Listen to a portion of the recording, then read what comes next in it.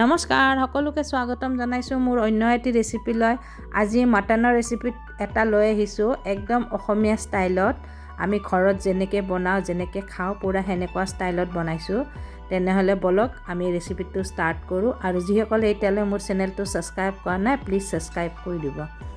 তো পোন প্ৰথমে মই মাটন লৈ লৈছোঁ এয়া 300-350 গ্ৰাম মান মাটন হ'ব ইয়াতে মই এটা মেৰিনেট কৰিবলৈ হালধি অলপমান জিৰা গুড়ি দিছোঁ অলপ ধনিয়া গুড়ি দিছোঁ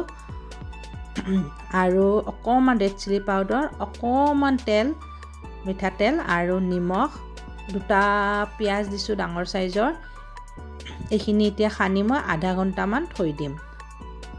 এতিয়া বাকিখিনি যোগাৰো কৰি লওঁ আদা নহৰু লৈছোঁ কাটি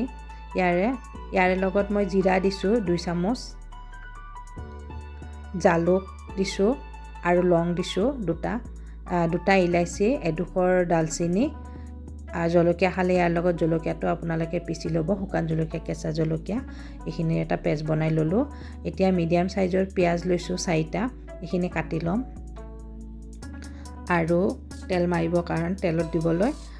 এটা ডালচিনি এটা সৰু ইলাইচি এটা ডাঙৰ ইলাইচি আৰু লং জিৰা তেজপাত এইখিনিয়ে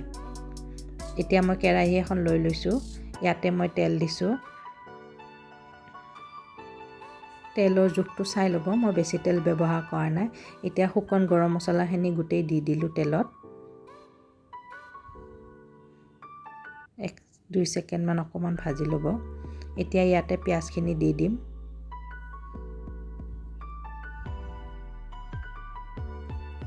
পিয়াজখিনি এতিয়া গোল্ডেন কালাৰ হোৱালৈকে ভাজি ল'ম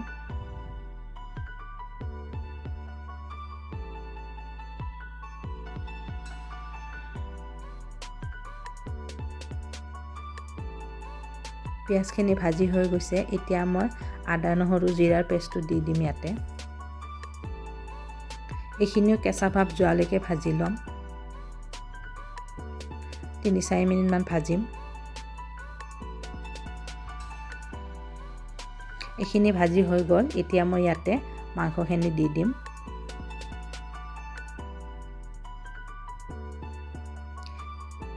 এতিয়া মাংসখিনি ভাজি থাকিম মাটন সিজিবলৈ জানে বহুত সময় লাগে আৰু মাটনটো মেইন ডিপেন্ড কৰে কি ভাজাটো ভালকে হৈছে নে হোৱা নাই তো এতিয়া এইখিনি এটলিষ্ট আধা ঘণ্টাৰ ওপৰ ভাজিব লাগিব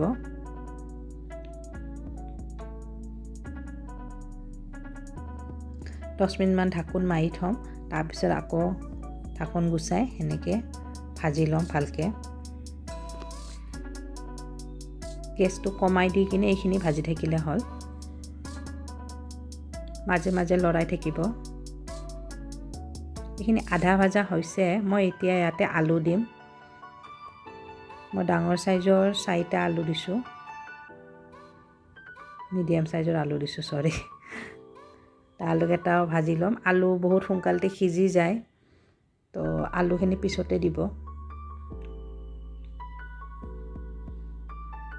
এতিয়া এইখিনি আৰু অলপ ভাজিব লাগিব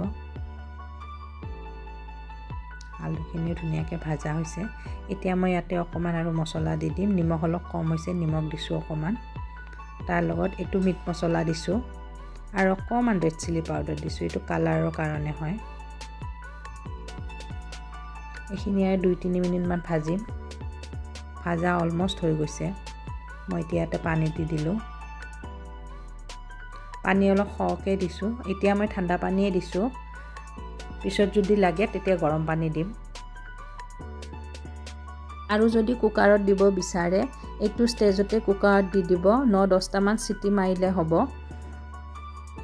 সিটিটো যোৱাৰ পিছত আকৌ অলপমান উতলাব লাগিব 15 মিনিট মান উতলিলে এইখিনি কম মিডিয়াম ফ্লেমত চব কি ধুনীয়া কালাৰ আহিছে আলুবিলাক সিজি গৈছে ধুনীয়াকৈ মাংসখিনি অকমান আৰু সিজিব লাগিব হোৱা নাই আৰু শুহি গ'ল গোটেই মই এতিয়া এটা গৰম পানী দিম অলপমান মানে পানী উতলাই লৈছিলোঁ কাৰণ পানী লাগিব এইখিনি আৰু সিজিব লাগিব এতিয়া মই ইয়াতে গৰম মছলা আৰু জলকীয়াৰ পেষ্ট এটা বনাই লৈছিলোঁ সেইখিনি দি দিম কাৰণ মই জলকীয়া যিহেতু আগতে ব্যৱহাৰ কৰা নাই, আপোনালোকে আগতেই দি দিব। মোৰ ছোৱালীজনী নাখায় কাৰণে মই পিছত দিওঁ। এতিয়া এইখিনি হৈ গৈছে, অকণমান আৰু উতলিব দিম। চব হৈ গ'ল মাংসখিনি। এইখিনি আলুবিলাক গোটেই ভাঙিয়ে গৈছে। অকণমান সময় ঠাণ্ডা হ'লে গোটা হৈ যাব। এইখিনি পানী থাকোঁতেই এতিয়া মই নমাই থৈ দিম। তাৰপিছত মই আপোনালোকক চাৰ্ভ কৰি দেখুৱাই আছোঁ। ৰেচিপিটো চাই কেনে পালে নিশ্চয় জনাব। আৰু যিসকলে মোৰ চেনেলটো এতিয়ালৈ ছাবস্ক্ৰাইব কৰা নাই, প্লিজ ছাবস্ক্ৰাইব কৰি দিব, লাইক কৰি দিব, শ্বেয়াৰ কৰি দিব। আজিলৈ আহিছোঁ, বাই।